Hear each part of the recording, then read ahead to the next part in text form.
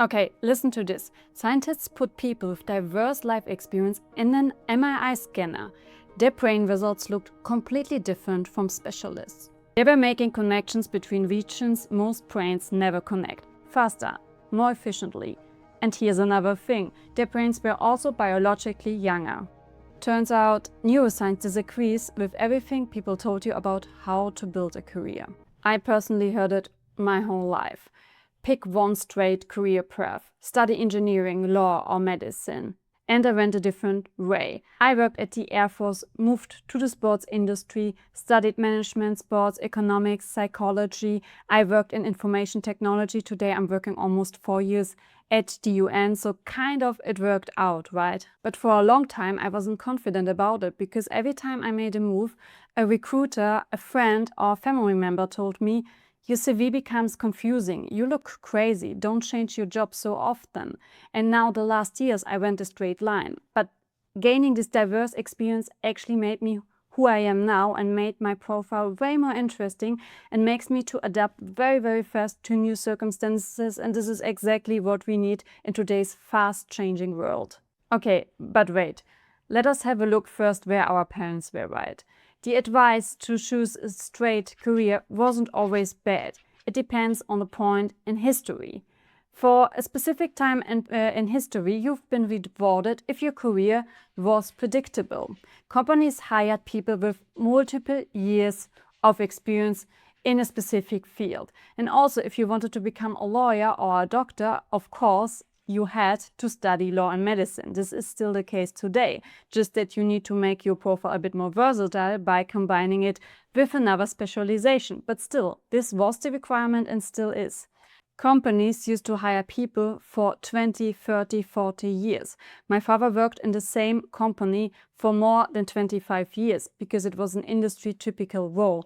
And his work never changed, so of course he's giving me an advice that companies prefer predictability. But the world changed, rules changed, and they're going to change even more in the future. Did you know that the average person changes careers, not jobs, careers around 5 to 7 times in their lifetime? Jobs exist today that have not been existing 10 years ago. And this is going to go even faster now with the development of new technology like AI and other technologies. So, which are the jobs that are actually changing? The Harvard Business School has analyzed job postings from 2019 to 2025. Roles requiring narrow, repeatable skills dropped by 13%. And the jobs requiring cross-functional thinking and creativity increased by 20%. 40% of employers plan to cut headcount where AI can automate. Now, AI isn't just replacing jobs. It is removing jobs requiring repetitive, narrow tasks and thinking, and is also creating new positions. So here is where the diversity of your experience comes in play. Okay, but of course it can't replace everything. Medicine, you still will need to study medicine and gain the years of experience there. But a paralegal who only knows one area of law, or a financial analyst who only can replicate one model, a coder who only is able to write one specific code, these are the roles that are definitely going to be replaced by AI and whatever will come in the future. What's growing, and the proof is already there, is the ability to sit at the intersection of fields, to be able to multitask, to speak multiple languages, to see a problem from several angles. Okay, let's get back to this MRI scanner.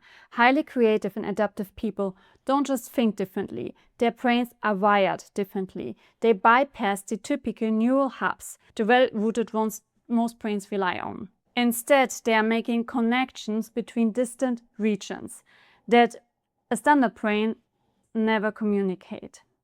This is called long-range connectivity. It's built through diverse experience, not repetitive tasks. Every time you learn something different, a new field, new culture, a new way of solving problems, you physically rewire your brain. New pathways, new shortcuts between ideas that were previously separated. Steve Jobs called it connecting the dots. You can't connect them looking forward, only looking backward. He dropped out of college, took a calligraphy class with no plan. A decade later, that class became the typography of the MacBook. Nobody saw that coming, including him. Or let us have a look at some other geniuses of our time. Leonardo da Vinci, Albert Einstein, Bill Gates, all chameleons. Contradictive experiences, called crazy by many, turned out to be genius. Okay, but why we are still being told to pick a lane? Why do job descriptions still require 5 to 10 years experience in one specific field? Well, because they're measuring expertise, but not the ability to solve problems, not the ability to think outside of the box. And here's the uncomfortable truth about how hiring works right now. Most recruiters use applicant tracking systems, or they don't have much time to read your CVs. They map keywords from the job description to your profile. And of course, the hiring manager needs to put exactly the skills that are required for this position and cannot be super creative in writing the job description. A diverse background confuses the algorithm, but that has to change. The algorithm was designed to fill positions that are disappearing. Maybe your messy career isn't a liability, it's a cognitive asset. So what does it look like in practice? The profiles winning right now aren't the deepest specialists. They are the people who can translate between worlds. But wait, you still need to have some specialization. So here's how it looks. The doctor who understands technology well enough to lead digital health initiatives. The engineer who understands policy enough to advise governance. Finance professional who understands climate science well enough to structure green bonds. The consultant who has worked across 3 continents and navigates what a single market specialist simply can't.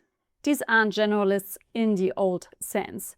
They are a bit of everything, not much of anything. Researchers call them T-shaped or M-shaped professionals.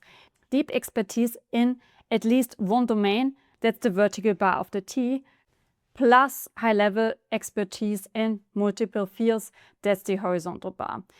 The more bars you add, the more valuable you become. In a world where problems don't stay inside one discipline, the person who can cross disciplines wins. And it's not just professional experience. The more diverse your life experience is, travel, languages, relationships, the more dots you have to connect, the more interesting and irreplaceable you will become. Think of this. Climate change is not just a science problem. It's a finance, policy, technology, human behavior. AI is not just a technology problem. It's ethics, law, economics. The people solving these challenges won't come from one discipline. They never have actually. So how to position such a diverse background? First, stop apologizing for your path. I've done that for a long time.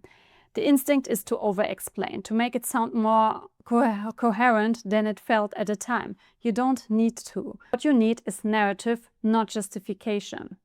A narrative says, here is where I'm going and here is why everything I have done so far is making me better at getting there. A justification says, I know this looks strange, but stop starting sentences with, I know it looks strange. No. Second, find your connecting topic. Mine has always been about systems. How organizations work, how people work, how technology works, how people in the system works. And the industry has changed, but this field, this connection did not. So I'm applying now this kind of skill and experience to other fields. And third, lead with the intersection. Where does your background connect things that people in any of your fields can't? That's your edge. Fourth, make it visible. Write, speak, post, create, make it visible in your CV. The market can't reward something what they can't see. Your unconventional path is not something to overcome. It's something to deploy. The era of one degree, one career, one straight line is not over, but it's shrinking.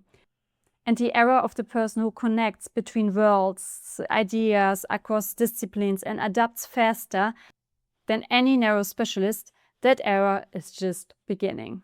Your parents weren't wrong. They were right for their time.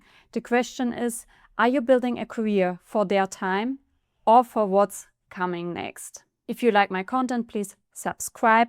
And if you have any questions, leave a comment. I'm going to read all of them and answer them. And see you next week.